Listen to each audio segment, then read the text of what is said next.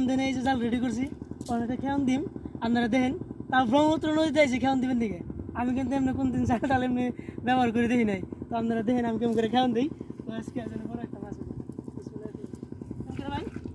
যেমনি ধরুন যেমনি পারেন এমনি ওটা 2 ভাগ করে গেলে 2 হাতে নেন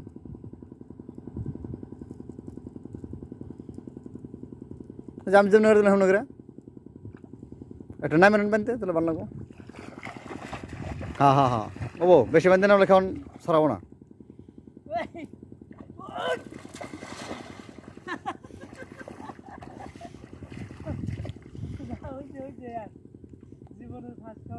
শেষ দিন নাকি তো ভাই মাছ টাছ পড়ছে কি যাতে জাল না হন দেখতেছি কি কি হচ্ছে ওহ